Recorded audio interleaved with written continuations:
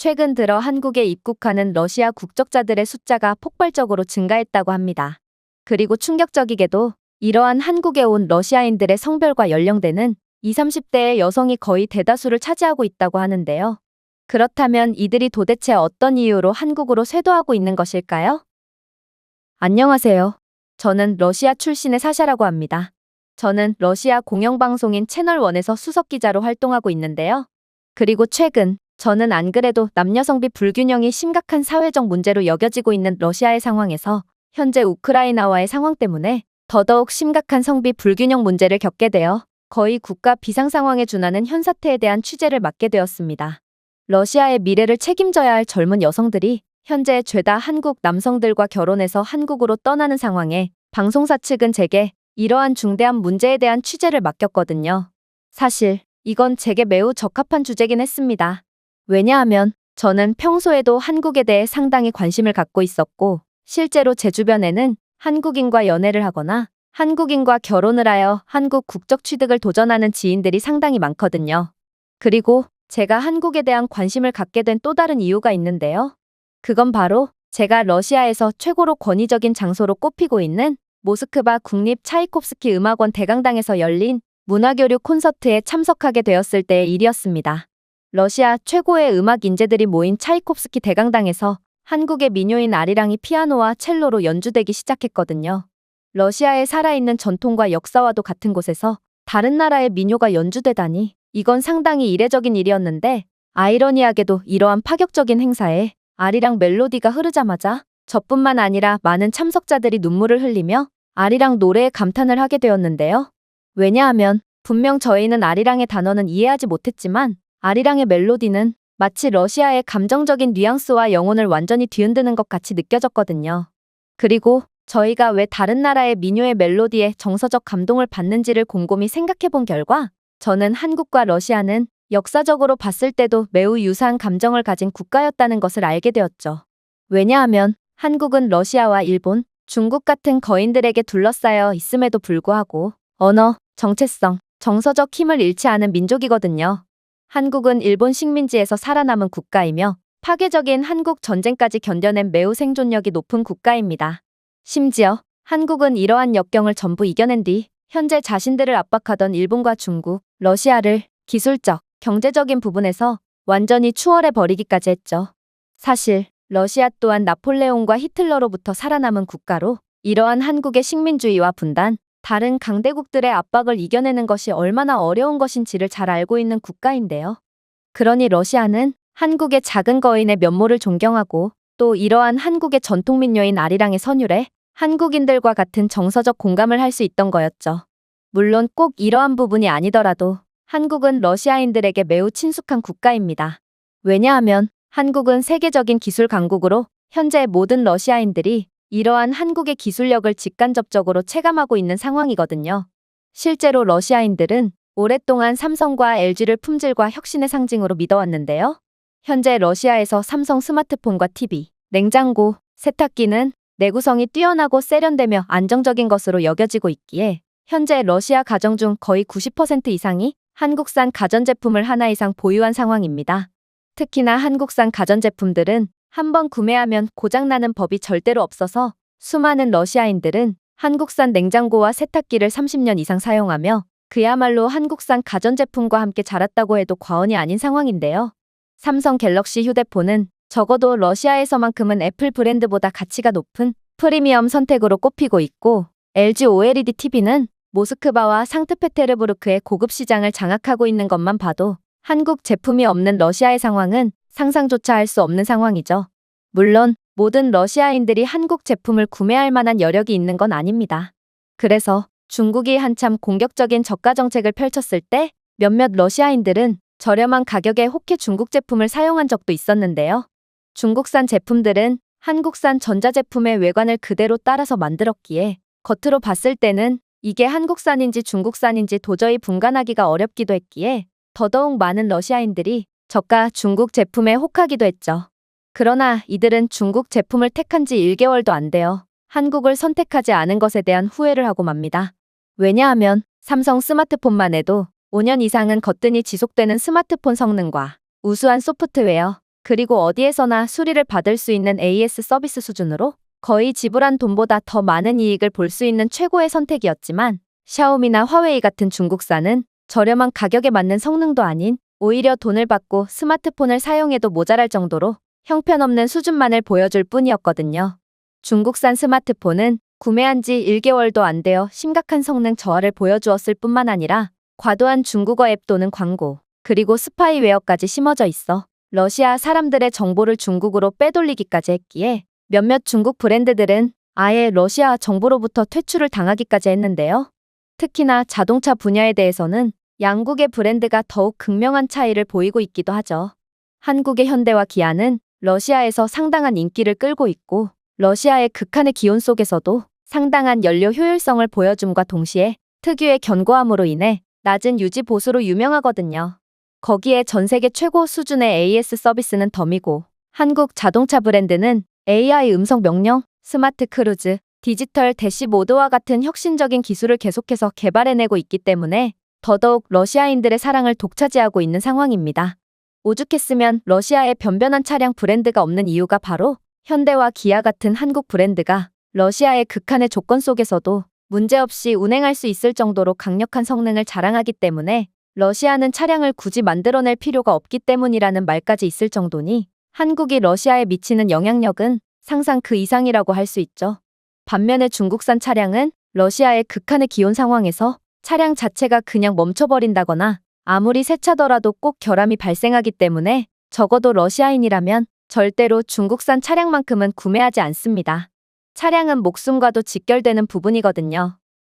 이러한 러시아의 한국과 중국에 대한 호감도 차이는 최근에 있었던 양국에서 진행한 국가수주 이후에 더더욱 극명하게 갈리게 되었는데요.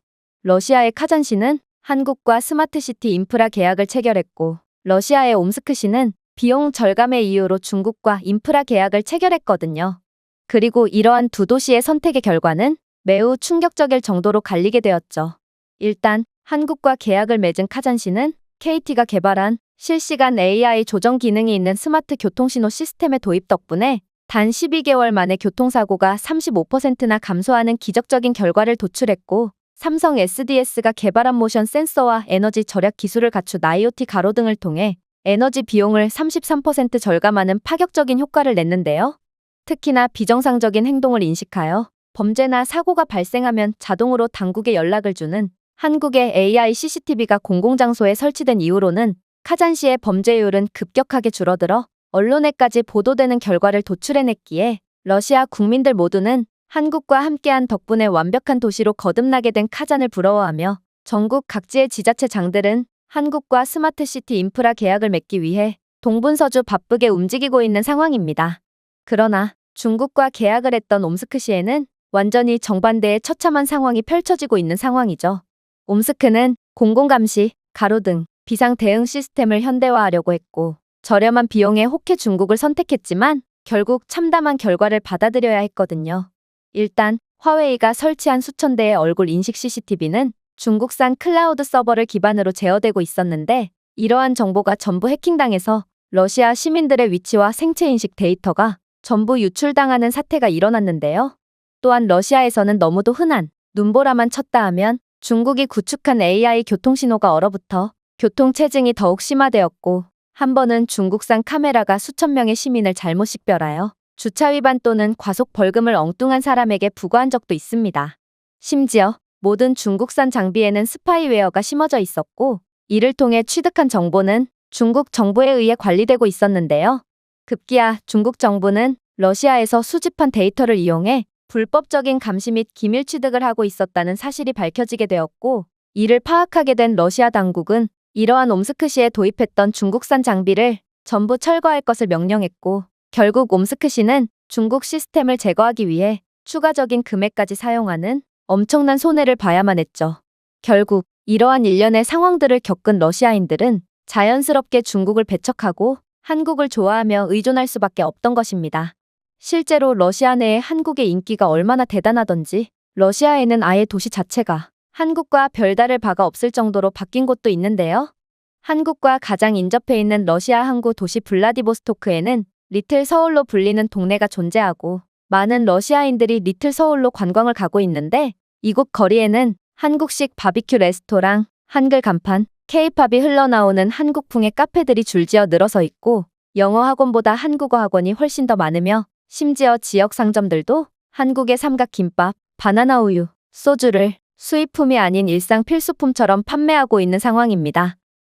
꼭 리틀 서울이 아니더라도 방탄소년단 영화가 개봉했을 때 서울보다 블라디보스토크에서 더 빨리 매진되었을 정도니 러시아에서의 한국에 대한 인기는 상상을 아득히 초월한다고 할 수 있을 것 같습니다. 특히나 러시아 전역에서는 러시아어를 듣고 싶다면 시내로 가고 한국어를 듣고 싶다면 대학 옆 커피숍을 방문하시오라는 말까지 있을 정도로 현재 러시아 젊은 층들은 영어보다 한국어를 더욱 많이 배우고 있는데요.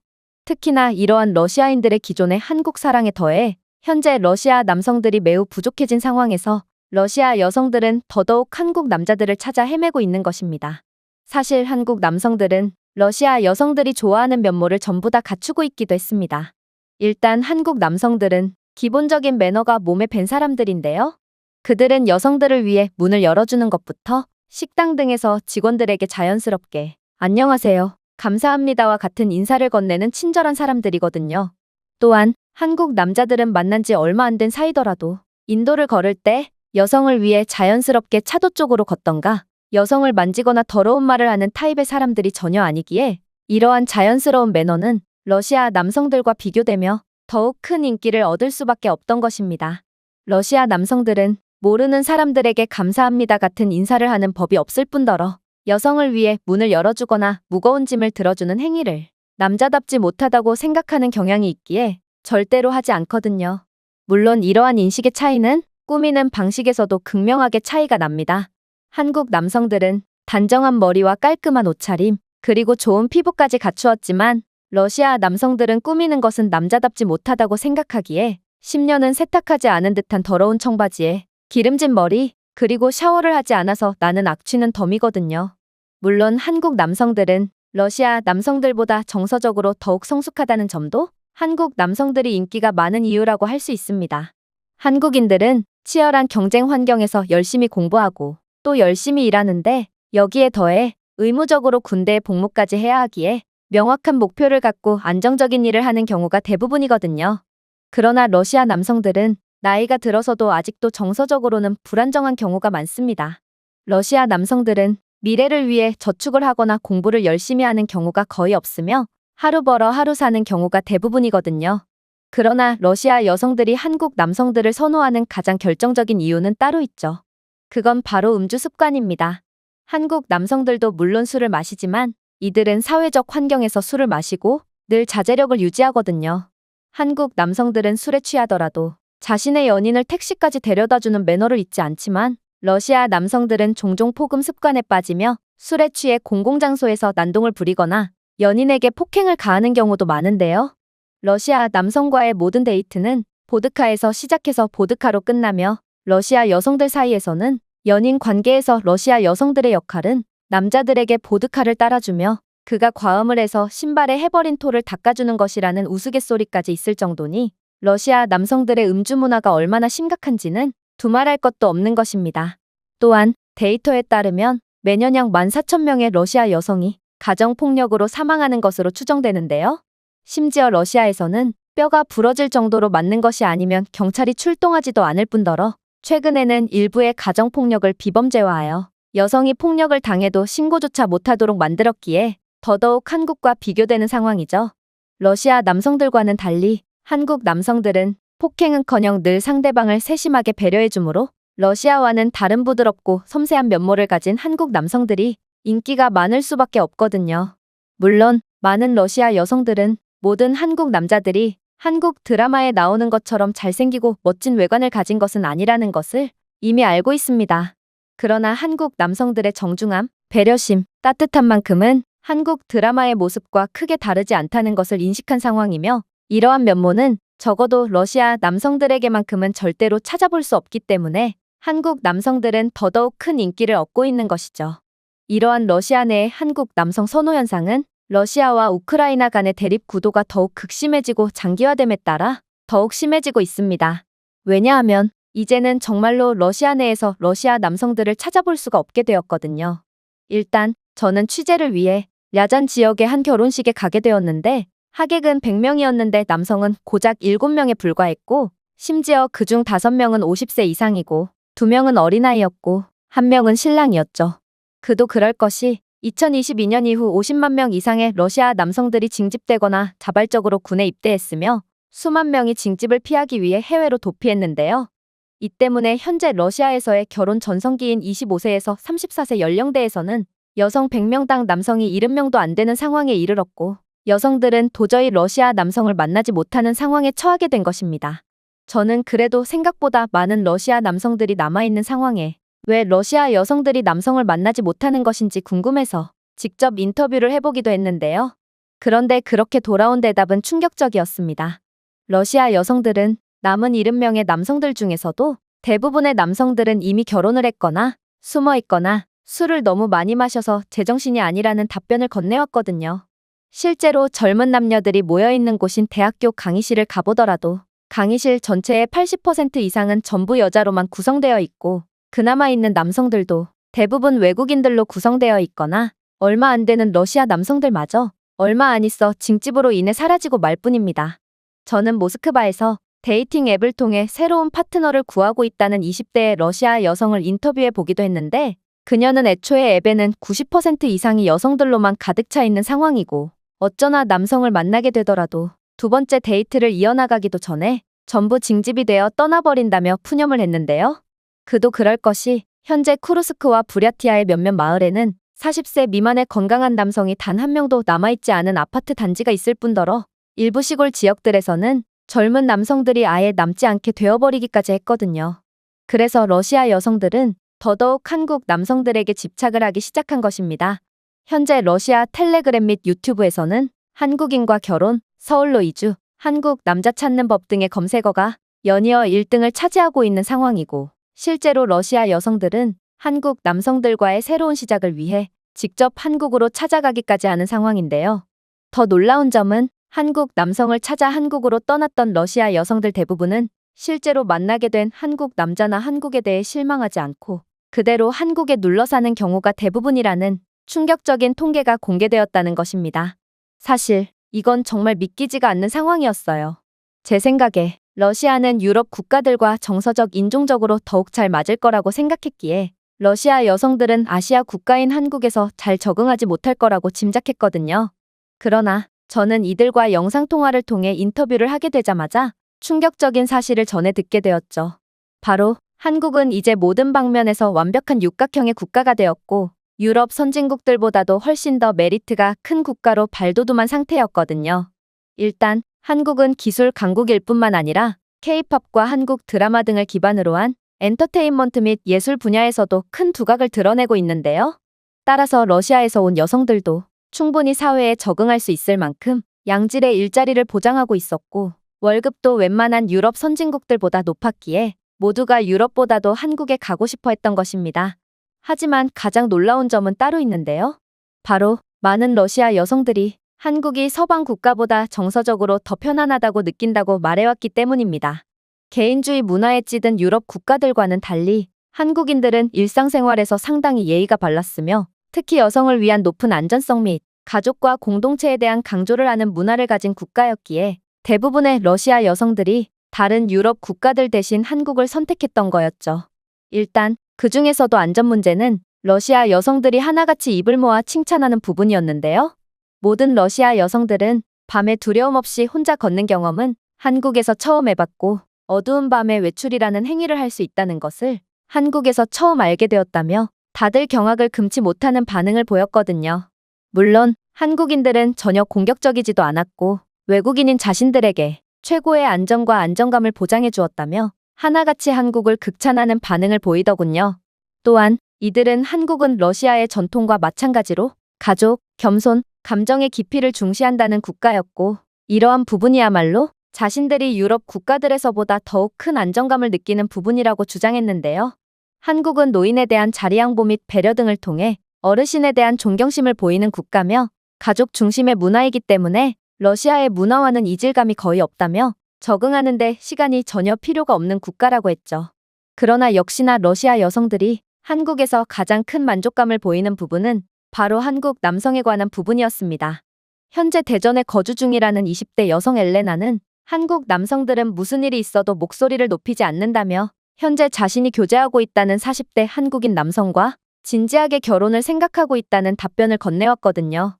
자신은 한국 남자를 만나기 전까지만 해도 남자가 미안하다는 말을 할 줄 아는 사람들이라는 것을 전혀 몰랐지만 한국 남성들은 잘못을 인정하고 자존심을 내려놓을 줄 아는 자상한 사람들이라며 극찬을 이어갔고 술을 먹어도 폭력적으로 변하지 않는다며 자신은 한국에서 평생을 살기로 결정했다는 대답을 해오더라고요. 똑같이 20대의 나이인 아나스타샤 또한 자신의 아버지는 술에 취한 채 어머니를 폭행해서 사망하게 만들었음에도 고작 징역 3년을 선고받았을 뿐이라며 러시아를 맹렬히 비판하면서도 한국은 러시아와는 완전히 다른 국가라며 입에 침이 마르도록 칭찬을 이어나갔는데요. 자신의 아버지는 집안일을 도와주기는커녕 하루가 멀다 하고 술을 마시고 매일같이 살림살이를 깨부쉈지만 자신이 결혼한 40대 한국 남성은 집안일과 요리, 육아에 자주 관여하고 심지어 자신이 열이 났을 때 수프를 만들어주고 약과 꽃까지 사다 주었다며 이건 러시아에서 죽었다 깨어나도 볼 수 없는 모습이라며 한국 생활에 만족하는 반응을 보였습니다. 그러나 가장 소름 돋는 점은 따로 있었습니다. 바로 한국은 생각보다도 훨씬 발전된 선진국이었다는 것이죠. 자신은 그동안 러시아야말로 최강의 강대국이라는 교육을 받아왔고 한국은 그저 기술력이 조금 발전되었을 뿐인 작은 국가라는 생각을 갖고 한국에 오게 되었다는 20대 여성 나탈리아는 한국에 입국하자마자 5분도 채 기다리지 않고 입국 심사를 마칠 수 있었다며 경악을 하는 반응을 보였는데요. 셰레메티예보 공항에서는 특유의 느리고 비효율적인 수속 과정 때문에 줄이 얼마 없더라도 공항 전체가 마비되는 것이 부지기수인데 한국의 인천공항은 모든 수속 과정을 AI 시스템으로 대체한 상황이었고 결국 자신은 엄청난 줄이 있었음에도 5분 만에 수속을 완료할 수 있었다며 혀를 내두르더라고요. 물론 수속 이후에도 놀라운 일은 계속되었다고 했습니다. 인천공항의 로봇 청소부는 인간 청소부를 대체한 상태였고 24시간 동안 일하며 공항을 항상 청결한 상태로 유지시켰다고 했는데요. 또한 공항 곳곳에는 열선 바닥이 있었기에 폭설로 인한 비행기 사고를 최소화해 놓은 상황이라고 했죠. 그녀는 러시아의 주요 공항이라고 꼽히는 도모데도보나 풀코보 공항은 여전히 낡고 혼잡한 터미널과 기본적인 청결 유지조차 안 되고 있지만 인천공항은 그와는 차원이 다른 모습을 자랑하고 있었다며 극찬을 이어나갔죠. 그녀의 한국에서의 첫인상은 러시아는 한국에 비한다면 끔찍하게도 가난한 국가임을 느끼기에 충분했기에 자신의 그동안의 러시아에서의 생활의 회의감마저 느끼게 되었다며 허탈해했는데요. 물론 구멍투성이에 부서진 인도화 도로 그리고 도착할지 말지도 확신할 수 없는 러시아의 형편없는 대중교통과는 달리 한국에서는 모든 인도 및 도로 포장 상태가 늘 최고로 유지되고 있었고 버스와 지하철은 단 1분의 시간 오차도 없는 정시성을 자랑했기에 한국에서는 자가용을 이용하는 것보다 대중교통을 이용하는 것이 훨씬 빠르고 편리했다며 엄지손가락을 치켜 올렸는데요. 그녀는 러시아에서는 대중교통을 기다리다가 얼어 죽는 경우도 있지만 한국 대중교통은 정시성을 자랑했을 뿐더러 전용 스테이션은 자신의 방보다 훨씬 깔끔하고 편리했다며 이런 게 바로 선진국의 인프라구나 싶어 혀를 내두를 수밖에 없었다고 하더라고요. 물론 한국의 버스 및 지하철에는 공기정화 장치와 열선 시트, 그리고 초고속 무료 와이파이까지 제공되었는데 이건 러시아에서는 고급 호텔쯤은 가야 제공되는 부분이라며 다시금 놀라움을 표했습니다. 그러나 그녀가 언급한 한국이 세계 최고의 선진국임을 알게 되었다는 부분은 따로 있었어요. 바로 한국에서는 작은 마을에서조차 비데를 제공하는 깔끔한 공중 화장실을 찾아볼 수 있었다는 것입니다. 인프라가 형편없는 러시아에서는 애초에 공중 화장실 자체가 없어서 간이 구덩이에 볼일을 봐야 하는 경우도 흔했지만 한국은 그러한 불상사가 전혀 일어나지 않는 국가였던 거죠. 또한 그녀는 한국에서는 태풍 같은 천재지변 상황에서도 늘 온수와 전기가 보급된다며 온수와 전기가 24시간 연중무휴로 공급될 수 있는 건지를 한국에서 처음 알았다며 경악의 반응을 보였는데요. 러시아에서는 조금의 강추위에도 2주 동안 온수가 차단된다거나 폭풍우 때문에 전기가 한 달 동안 끊긴다거나 하는 일이 잦아서 머리를 감으려면 냄비에 물을 끓여야 했지만 한국은 그러한 자신의 조국의 형편없는 인프라와는 차원이 다른 수준을 가진 국가였다며 혀를 내두르더라고요. 하지만 그녀가 한국에서 가장 소름이 돋았던 점은 따로 있었다고 했습니다. 바로 그녀는 러시아에서 회계사로 월 70만 원 정도를 벌었지만 그녀의 40대 한국인 남편은 중간급 개발자임에도 불구하고 월급 350만 원을 벌고 있다며 350만 원이라는 월급은 러시아에서는 국회의원조차 벌 수 없는 금액이라며 경악의 반응을 보였는데요. 특히나 자신은 러시아에서 대도시에서 살았음에도 의사를 만나려면 몇 달을 대기해야 하고 의약품은 늘 다 떨어져 있거나 위조품인 상황과는 달리 한국에서는 예약 없이 10분 만에 의사를 볼 수 있고 최신 의료기기에서 정확하고도 저렴한 진료를 받을 수 있다며 만족을 표하기도 했어요. 그녀는 러시아에서는 조그마한 질병에 걸리더라도 의사를 만나지 못해 병세가 악화되어 숨을 거두는 경우가 흔하지만 한국은 다 죽어가는 사람조차 구원받을 수 있는 최고의 의료 인프라를 가진 국가라며 한국을 찬양했죠. 그러나 그녀가 한국에서 아이를 낳고 한국에서의 제2의 삶을 택한 이유는 따로 있습니다. 바로 한국의 교육 인프라는 타의 추종을 불허했기 때문이었는데요. 러시아에서는 2명의 학생이 교과서 한 권을 공유할 정도로 교육 인프라가 형편없는 경우가 대부분이지만 한국에서는 초등학생들조차 삼성 태블릿을 지원받아 더욱 효율적인 수업을 들을 수 있었거든요. 그녀는 한국에서의 수업 업데이트는 별도의 앱을 통해 실시간으로 학부모와 공유되고 있었고 한국에서는 유치원에서부터 코딩을 배우고 있으니 한국에서 교육을 받는 아이들의 미래가 훨씬 더 밝을 거라는 것은 너무나도 당연한 사실이라며 대답을 이어나갔는데요. 물론 이렇듯 한국의 훌륭한 인프라를 극찬하며 한국이야말로 지상낙원과 다름없다며 인터뷰를 이어나가는 여성들도 있었지만 몇몇 러시아 여성들은 한국에서의 제2의 삶을 선택한 더욱 충격적인 이유를 밝히기도 했어요. 현재 수원에 거주하고 있다는 30세 여성 이리나 씨는 한국인들의 친절 때문에 한국에서의 정착을 결정했다며 다소 놀라운 이유를 밝혀왔거든요. 그녀는 러시아의 점원들은 미소를 짓기는커녕 질문에 아예 대답조차 안 하는 경우가 많았지만 자신은 한국에서 도와드릴까요? 라는 질문을 가장 많이 받았다며 눈시울을 붉혔는데요. 자신은 러시아에서처럼 한국인들이 자신의 질문에 무관심으로 응대할 것을 두려워하며 직원에게 소심하게 밀가루가 어디에 있는지 물어봤는데 한국인 직원은 영어를 구사하며 단순히 정보만을 제공하는 것이 아닌 매장 전체를 가로질러 그녀를 위해 밀가루 코너로 데려다주고 심지어 가장 잘 팔리는 밀가루를 추천해주기까지 했다며 놀라움을 연발하더라고요. 그러면서 러시아였다면 표지판을 좀 봐라는 불친절한 핀잔만을 듣거나 무시당했을 거라며 한국을 극찬했죠. 또한 자신이 물건을 떨어뜨리자마자 근처에 있던 3명의 사람이 동시에 반응하며 주워주는 한국인들의 모습이나 자신이 젓가락 사용을 어려워하자 말없이 포크를 가져다 주던 한국인 식당 직원, 그리고 민감한 부위 때문에 병원에 가게 되었는데 요청하지도 않았음에도 자신을 배려해서 여성 의사로 대체해준 경험 등 한국은 자신에게 친절을 넘어 기적을 보여주었다며 결국 눈물을 쏟아내고 말더라고요. 그러나 제가 인터뷰를 하면서 가장 소름이 돋았던 부분은 따로 있었습니다. 바로 러시아 여성들은 하나같이 한국인들의 정직성과 시민의식을 언급하며 이런 나라는 전 세계 어디에도 존재하지 않을 거라며 경악의 반응을 보였거든요. 바로 한국에서는 지갑을 카페 테이블에 두고 오거나 혹은 실수로 잃어버려도 곧바로 찾을 수 있는 국가라는 거였습니다. 아무리 현금이 두둑이든 지갑이나 무선 이어폰, 그리고 스마트폰 등의 고가의 전자기기더라도 한국인들은 남의 물건을 절대로 훔치지 않는 사람들이었고 또 한국인들은 경제적으로 매우 윤택한 사람들로 굳이 그러한 물건들을 훔치지 않아도 손쉽게 구매할 능력이 되는 사람들이기에 고가의 물건을 잃어버리고도 곧바로 되찾을 수 있는 기적이 발생한다고 했는데요. 그러면서 러시아 여성들은 한국에서 카페 테이블이나 벤치, 택시에 고가의 전자제품을 두고 내려도 다시 찾는 경험을 한 번이라도 해본다면 한국을 사랑하고 이 나라에서 평생을 살기를 다짐할 수밖에 없다며 한국은 완벽한 국가라고 재차 강조했죠. 결국 저는 이러한 인터뷰를 진행하면서 저도 모르게 러시아에서의 생활을 전부 정리하고 한국으로 떠날까를 진지하게 고민하게 되었는데요. 그야말로 한국은 완벽한 국가였고 이러한 완벽함을 실제로 한국을 경험한 러시아 여성들이 보증하고 있었기에 한국은 정말 완벽한 배우자와 삶의 질까지 전부 챙길 수 있는 전 세계 최고의 국가처럼 보였거든요. 도대체 한국은 어떤 나라길래 모두가 입을 모아 칭찬을 하며 한 번 가면 절대로 돌아오지 않게 되는 것인지 저는 이젠 한국을 경험하지 않으면 안 되는 몸이 되어버렸고 저도 모르게 한국행 비행기 티켓을 뒤적거리고 있는 상황입니다.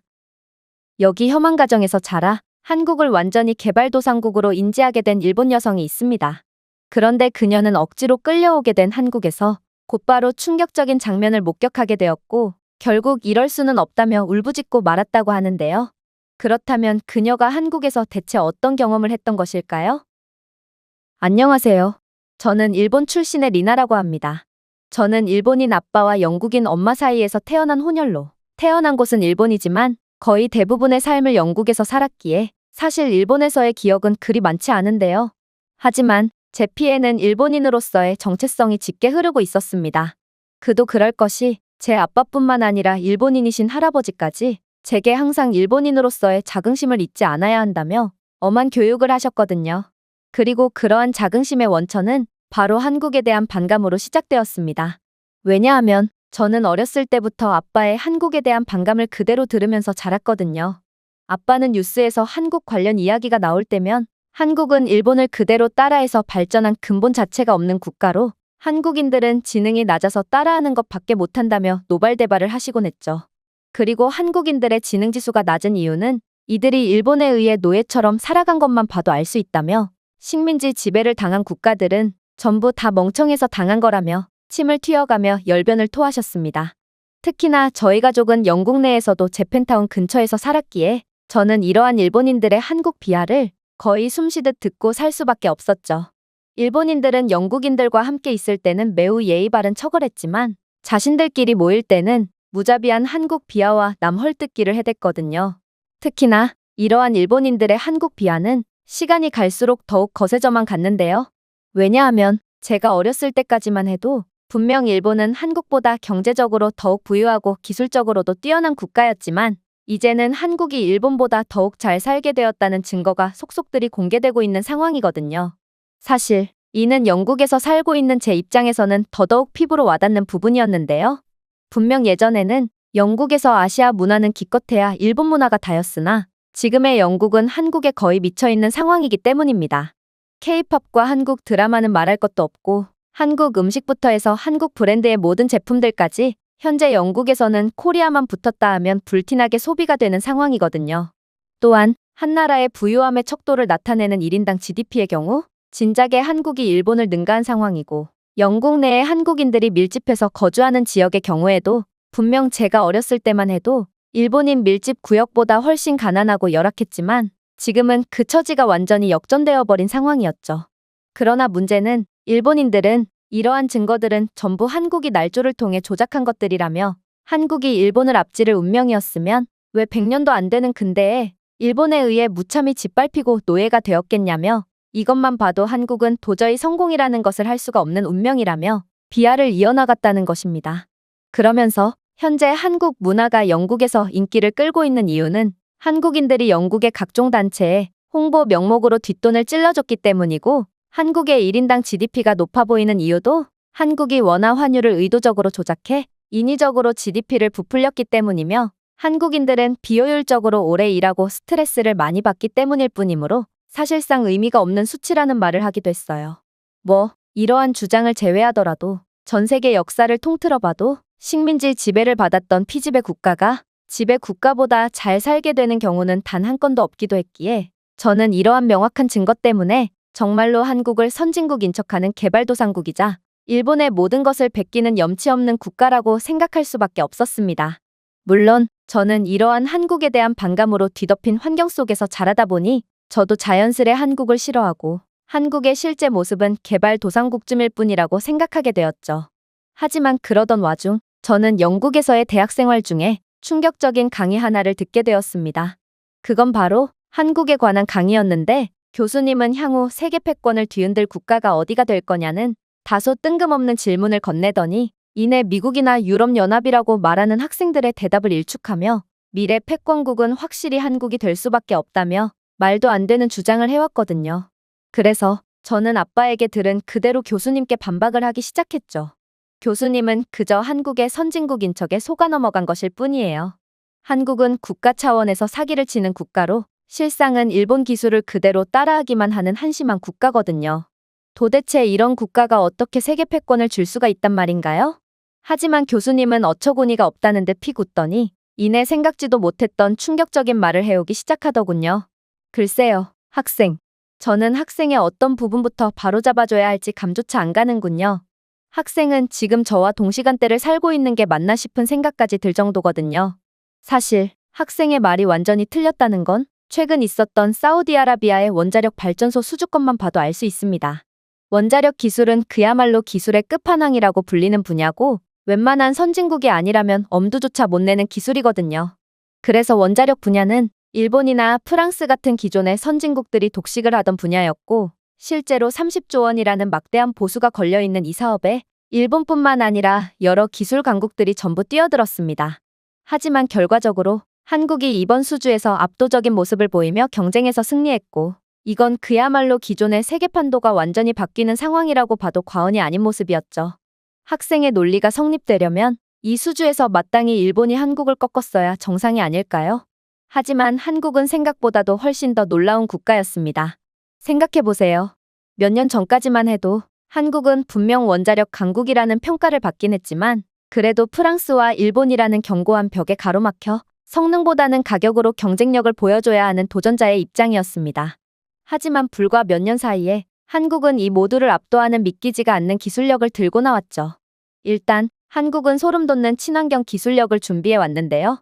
사실 많은 학생들이 지겹게 무슨 친환경 이야기를 하느냐고 할 수도 있지만 이건 한국의 기술력도 기술력이지만 한국의 상대방의 입장을 고려하는 천재적인 협상 방식이 빛을 발했다고 할 수 있기에 반드시 주목해야 할 부분입니다. 왜냐하면 사우디는 친환경 기술이 그 누구보다 필요한 국가였기 때문이죠. 사실 사우디아라비아는 상당한 자원 강국이고 이러한 자원을 수출에 막대한 부를 쌓았다는 사실을 모르는 학생들은 거의 없을 것입니다. 그리고 이렇듯 환경 파괴로 부를 얻은 사우디였기에 이들은 친환경 문제로 인한 각종 국제 제재를 받았기에 이들의 부에 걸맞은 국가적 영향력이나 입지를 확보할 수 없었죠. 그렇게 국제 관계에서 소외된 사우디는 여러 부정적인 이미지를 뒤집었으며 상당한 경제적인 손실을 보곤 했습니다. 그런데 전 세계에서 유일하게 한국만은 이러한 사우디의 상황을 귀신같이 파악하고 사우디를 구원해줄 천재적인 해결책을 제시해 주었죠. 한국이 개발한 APR-1400 원자로는 탄소 배출량을 줄이는데 놀라운 효율성을 보였고 실제로 한국의 원자로를 도입한 아랍에미리트와 같은 국가들이 탄소 발자국을 크게 줄이는 데 도움을 줌과 동시에 친환경 국가라는 이미지까지 선사해 주어 더욱 많은 국제관계에 참여할 수 있도록 발판을 마련해 주었는데요. 특히나 아랍에미리트는 한국 덕분에 이러한 수혜를 입음과 동시에 한국의 친환경 원자로에 대한 대폭적인 추가 발주를 발표하는 등 그야말로 한국은 중동 국가들의 특수성을 고려한 맞춤형 기술 수주 덕분에 이들 국가들로부터 엄청난 계약 쇄도가 들어오며 막대한 수익을 쓸어 담고 있는 상황이죠. 이번 사우디의 수주에서도 마찬가지입니다. 한국의 APR-1400 원자로는 사우디아라비아의 연간 이산화탄소 생산량을 기존 화석 연료에 비해 약 2천만 톤 감소시켰고 동시에 원자로의 첨단 폐기물 저감 기술 덕분에 일본의 ABWR 원자로에 비해 방사성 폐기물 배출량이 30% 적은 상황인데요. 이 말은 만약 사우디가 이번 한국의 친환경 기술을 앞세운 원자력 기술을 수입하게 된다면 사우디는 아랍에미리트처럼 친환경 국가라는 긍정적인 이미지를 갖게 될 것이고 그렇게 된다면 그동안 사우디가 그토록 바라마지 않던 국제관계 개선과 국제적 영향력 확대라는 두 마리 토끼를 전부 잡을 수 있게 되는 셈입니다. 그리고 이러한 친환경 원자로는 전 세계에서 오직 한국만이 개발한 상황이기에 한국은 사우디를 포함한 중동 지역 전체를 주무르며 막대한 돈을 쓸어 담고 있는 중인 것이죠. 또한 한국의 원자로 기술은 세계 최초로 AI 기반 연료 관리 시스템을 통합하여 핵연료 주기를 최적화하고 연료 사용량을 20% 이상 연장하여 연료 의존도를 크게 낮춘 상황인데요. 이러한 한국이 자체 기술력으로 개발한 알고리즘은 원자로 연료 수요를 예측하고 최적화된 연료 주기를 예약하며 사우디의 원자로 주기당 20%가량의 핵연료 사용을 줄이는 중이고 이는 사우디는 한국과의 계약을 통해 연간 2,500억 원의 비용을 절감한다는 뜻이기에 사우디 입장에서는 세계에서 기술적으로 가장 진보된 한국을 선택할 수밖에 없던 것입니다. 그러나 한국의 가장 소름 돋는 면모는 따로 있죠. 바로 한국은 다른 국가들에서는 엄두조차 못 냈던 사우디의 극명한 한계점을 완전히 깨부숴준 말도 안 되는 면모를 보여주었거든요. 일단 사우디는 극한의 사막 기후를 가지고 있고 거기에 극심한 물 부족까지 겪고 있는 국가입니다. 그래서 원자로에 대한 유지보수 비용도 훨씬 많이 들며 자칫하면 원자로를 짓는 비용보다 유지하는 데 더 많은 비용이 들 수도 있는 배보다 배꼽이 큰 경우가 발생할 수도 있죠.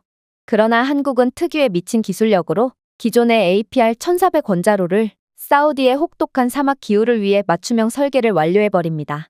프랑스나 일본은 사우디의 극한의 환경에 백기를 들었지만 한국은 첨단 수동 냉각 기술을 개발하여 최대 55도의 극한의 사막 더위에서도 72시간 동안 원자로 안전을 자율적으로 유지하도록 했고, 사막 모래 침입 방지를 하는 첨단 소재 보호 시스템을 추가하여 원자로의 수명과 신뢰성까지 전부 챙기는 모습을 보여주었거든요.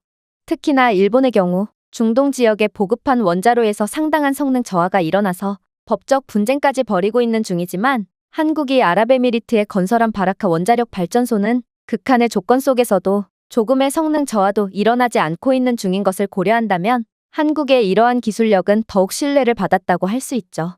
물론 일본이 중동 지역에 건설한 원자로는 이곳 지역에서 물먹는 하마 취급을 받으며 애물단지 취급을 받고 있는데요. 안 그래도 물이 부족한 중동 지역의 특성에도 불구하고 일본의 ABWR 원자로는 더더욱 비효율적인 모습을 보이고 있고, 원자로 하나를 위해 먼 곳에서 냉각수를 끌어오는 각종 돈이 많이 드는 인프라까지 추가적으로 필요했기에 일본과 계약을 맺었던 대부분의 중동 국가들은 자신들의 결정을 땅을 치고 후회하고 있습니다. 특히나 일본의 ABWR 원자로 설계는 후쿠시마와 유사하게 비상 상황에서 외부 전력에 의존하기 때문에 일본과 계약한 중동 국가들은 혹여라도 제2의 후쿠시마 사태가 터지진 않을까 하며 계속해서 유지 보수 비용에 큰 돈을 사용하고 있죠. 그러나 한국은 이번에도 일본과는 차원이 다른 기술력을 선보였습니다. 한국은 전통적인 원자로에 비해 물 소비를 70% 이상 줄일 수 있는 특수 건식 냉각 하이브리드 시스템을 통합했고, 이는 일본의 전통적인 물 집약적 냉각 기술보다 훨씬 우수했거든요. APR-1400의 설계는 공냉 기술을 통합하여 귀중한 담수 자원에 대한 의존도를 크게 줄일 수 있었죠. 즉, 한국이 제안한 해결책은 매년 약 6천만 입방미터의 담수를 절약하여 사우디아라비아의 심각한 물 부족 문제를 직접 해결했다는 것입니다. 특히나 한국의 원자로는 그 구조상 외부 전력에 의존하지 않아도 되기 때문에 제2의 후쿠시마 사태가 터질 염려도 전혀 없죠. 사실 이러한 한국의 해결책은 사우디를 완전히 감동시키기도 했는데요. 사우디는 바보가 아니고 그동안 여러 국제 제재 때문에 막대한 손해를 겪고 있음에도 끝까지 원자력 발전소를 건설하지 않았던 이유는 사우디가 고집이 세기 때문이 절대로 아니었거든요. 그저 사우디는 세계에서 가장 극심한 물 부족을 겪고 있는 국가기에 자칫하다 물 부족으로 원자로 냉각에 실패해 대참사가 벌어질 수도 있었기에 울며 겨자 먹기로 발전소 건설을 미뤄왔던 것입니다. 그러나 한국은 그러한 사우디의 딜레마를 완전히 해결해준 셈이었고, 사우디는 전 세계 아무도 해내지 못한 일을 한국이 해줬다는 것에 30조 원을 헌납했음에도 역으로 한국의 감사를 표하는 것입니다. 사우디는 이 30조 원보다 훨씬 더 많은 것들을 얻었기 때문이죠. 하지만 이번 경쟁에서 한국이 모든 국가들을 압도하고 당당히 경쟁에서 승리한 가장 중요한 부분은 따로 있습니다. 다시 말하지만 사우디는 대외적인 이미지 회복을 노려 더 많은 국제적 이익을 얻기 위해 이번 원자력 수주에 막대한 보수 금액을 내걸었던 것인데요. 그런데 한국이라는 나라는 그 특성상 사우디의 완벽한 파트너가 될 수 있었죠. 왜냐하면 전 세계적으로 봤을 때 선진적인 원자력 기술을 보유했음에도 핵무기가 없는 국가는 찾아볼 수가 없거든요. 하지만 한국은 다릅니다. 한국은 규정을 잘 지키고 세계 평화를 선도하는 모범국가고, 이들은 세계 최고 수준의 원자력 기술을 보유하고 있음에도 핵무기가 없는 국가거든요. 그리고 식민지를 수탈해서 얻은 부로 원자력 기술을 개발한 일본 같은 전범국과는 달리 한국은 식민지의 아픔을 견디고 성실하게 자신들의 기술을 개발했다는 서사가 있는 착한 국가입니다. 이런 국제 이미지가 좋은 국가와 거래를 한다는 건 사우디의 부정적인 이미지 회복에도 상당한 긍정적 요소로 작용한다는 것입니다. 생각해보세요. 한국은 지정학적 우려를 완화하고 특히 미국 및 유럽과의 긍정적인 국제관계를 유지하기 위해 투명하고 국제적으로 승인된 원자력 기술을 보유하고 있습니다. 한국의 APR-1400 원자로는 미국의 엄격한 원자력 규제위원회에 의해 완전히 승인되었으며 전 세계적으로 원자력 안전 및 비확산의 표준으로 인정받고 있거든요. 한국은 국제원자력기구 사찰단이 직접 규정 준수를 보장하고 있는 국가로, 이런 한국과 계약하는 국가는 그동안 한국이 쌓아 올렸던 긍정적인 성과를 그대로 공유할 수 있게 됨을 뜻합니다. 일전에 한국과 계약했던 아랍에미리트를 좀 보세요. 아랍에미리트는 한국과의 계약 덕분에 극한의 효율을 보여주는 한국 원자력 발전소를 통해 상당한 비용 절감을 이루어냈을 뿐더러 국제적 위상과 이미지가 단번에 높아짐과 동시에 현재 여러 국제협약에 참여할 수 있게 되며 심지어 친환경 국가라는 타이틀까지 얻는 미친 결과를 얻어냈습니다. 그리고 만약 사우디가 아랍에미리트와 같은 길을 걷게 된다면 사우디는 한국에 헌납하는 30조 원의 2배, 3배 이상의 막대한 실질적 이익을 얻게 될 게 분명하죠. 하지만 한국이 진짜 무서운 점은 이 모든 것들은 그저 요행으로 얻어낸 것이 아닌 한국이 명백하게 계획한 부분이라는 것입니다. 한국은 이러한 자신들의 서사를 통해 경쟁력을 확보했던 것이고 자신들을 선택하지 않으면 안 되게끔 함으로써 거의 반강제적으로 전 세계 국가들의 돈을 빨아들이고 있는 상황이거든요. 즉, 현재 기술력과 천재적인 협상 능력 등 뭐 하나 빼놓을 데가 없는 한국의 독주를 막기란 절대로 불가능한 상황이고 제가 한국을 미래 패권의 주인공이라고 언급한 이유도 바로 여기에 있는 것입니다. 저는 교수님의 말에 완전히 경악을 할 수밖에 없었습니다. 도대체 제가 아빠와 다른 일본인들에게 들었던 가난하고 열악한 한국의 모습은 어디에 가고 기술력 하나로 일본까지 무참히 박살낸 한국이 떡하니 자리를 지키고 있단 말인가? 저는 이러한 뜻밖의 상황에 현실 부정의 단계까지 이르러 버렸죠. 그리고 이러한 현실 부정의 상황은 한국을 그렇게나 까내리던 아빠도 마찬가지였습니다.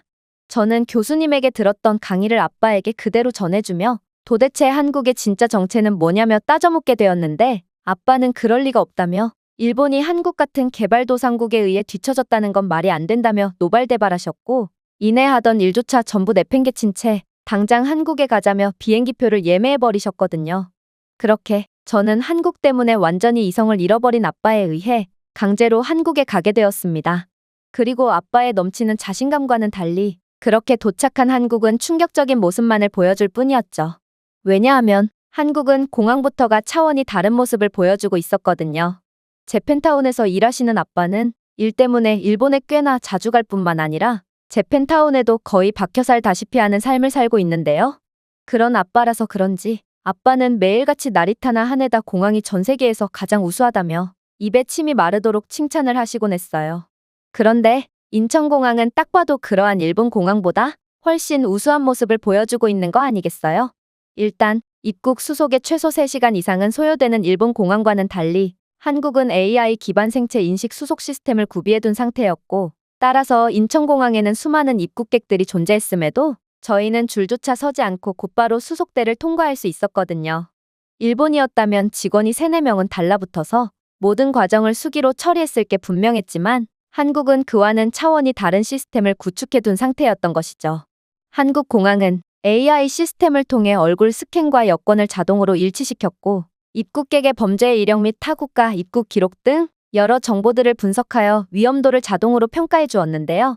이를 통해 별도의 인터뷰실에서 추가적인 취조 과정을 거쳐야 할 사람들과 입국이 허가된 사람들을 곧바로 분류해 주었기에 인천공항에 입국하는 여행객들은 일본에서처럼 끝도 없는 줄을 설 필요도 없이 곧바로 수속을 마칠 수 있던 것입니다.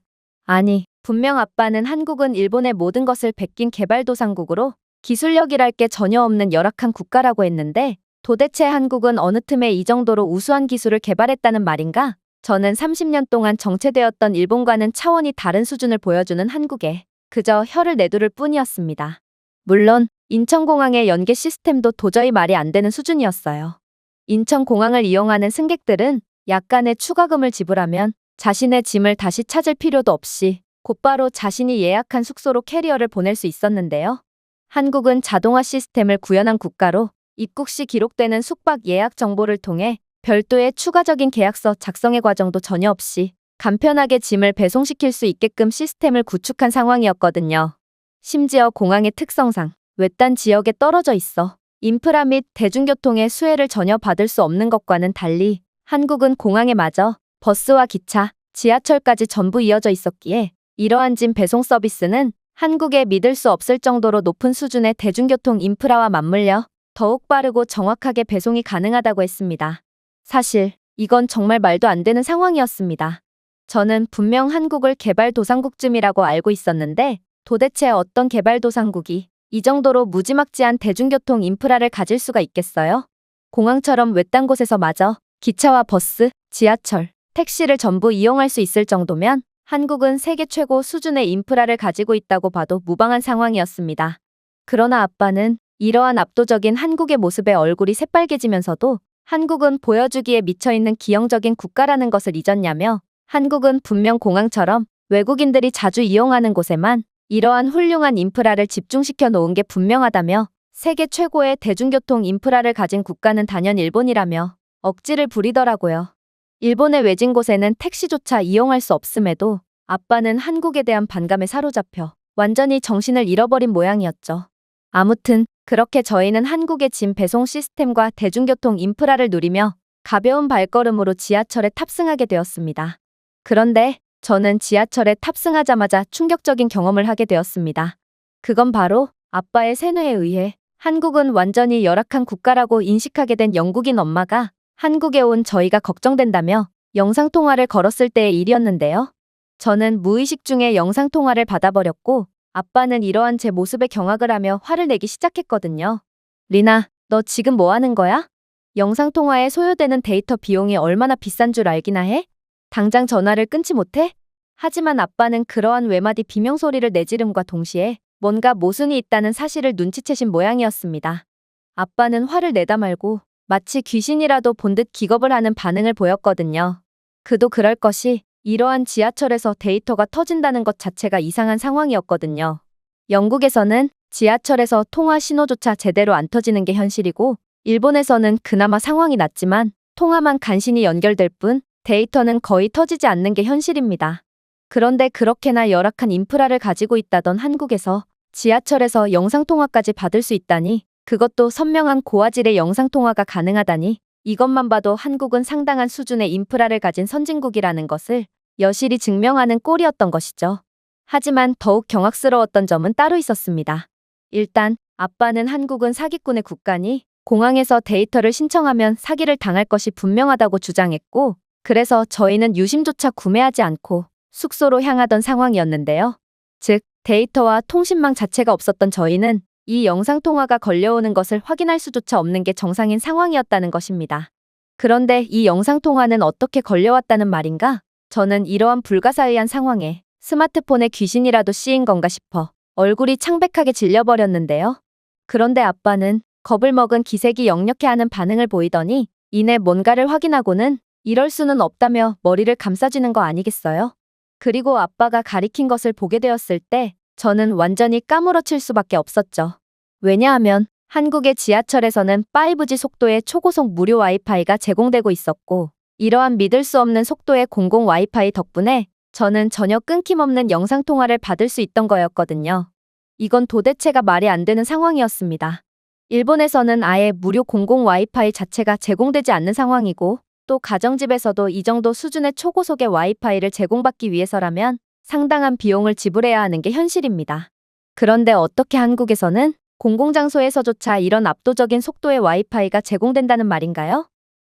나중에 알고 보니 한국은 5G 통신망 인프라를 전 세계에서 가장 먼저 구축하고 보급한 나라로, 실제로 이러한 통신망 보급 사업을 통해 전 세계 국가들로부터 막대한 이익을 챙겨오고 있는 기술 강국이라고 했는데요. 그리고 이러한 공공 인프라는 아무리 보여주고 싶다고 해도 보여줄 수 있는 부분이 아니었기에 저는 아빠의 한국은 개발도상국이라는 말에 의구심을 가질 수밖에 없었습니다. 한국이 지금까지 보여준 모습만 보자면 오히려 한국은 세계 인류의 선진국이라고 봐도 무방했거든요. 그러나 아빠는 여전히 끈질겼어요. 아빠는 이러한 일본보다 모든 면에서 압도적 우위를 보이는 한국의 모습을 도저히 인정할 수가 없다는 듯 사람들이 북적거리는 지하철 안에서 자신의 머리를 수차례 내려치는 도저히 이해 못할 행동을 보이기 시작했거든요.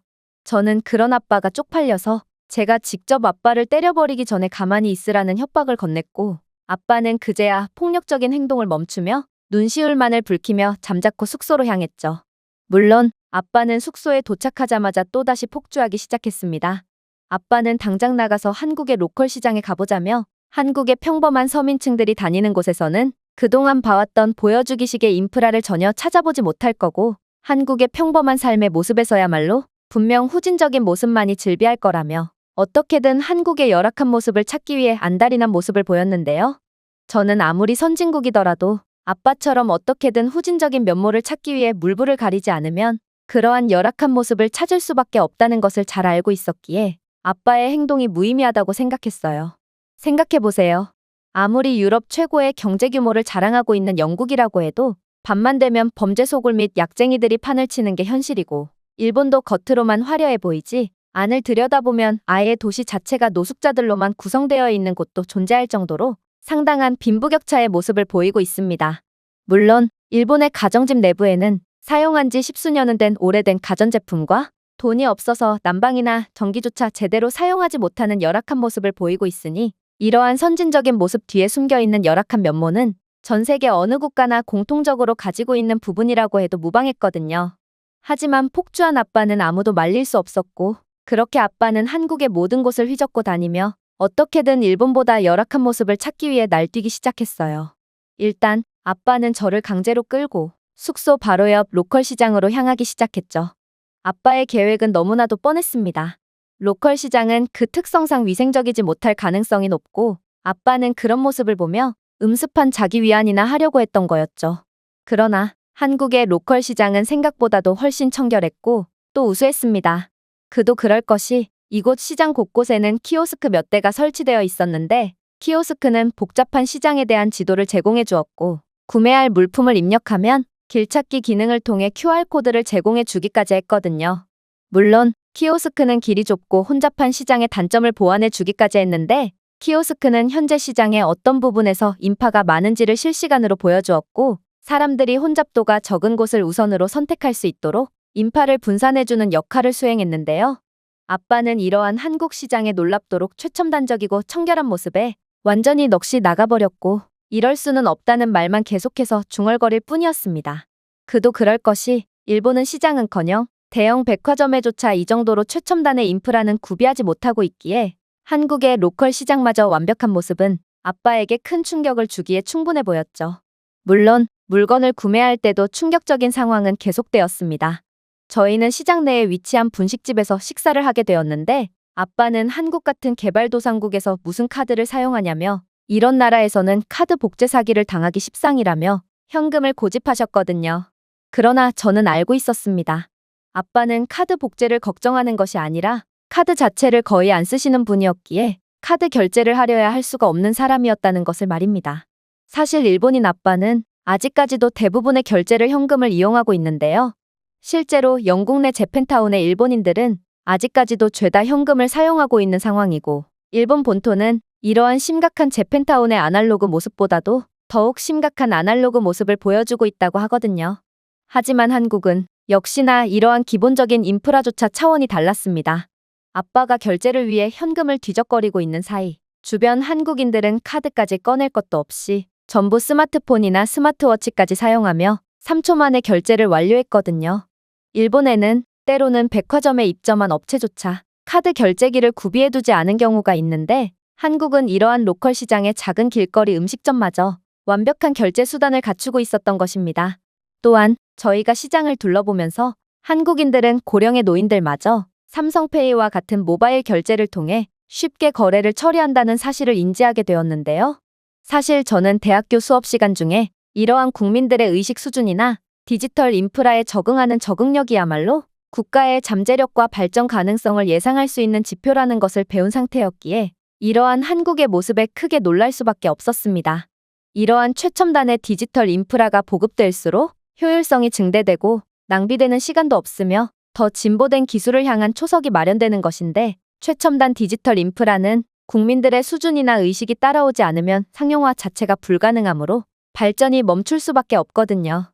그리고 지금의 일본의 모습을 보면 일본은 잃어버린 30년을 넘어 40년, 50년으로 연장될 것 같은 모습만을 보여주기에 저와 아빠는 이러한 한국의 무지막지한 모습에 그저 할 말을 잃고 말았던 것입니다.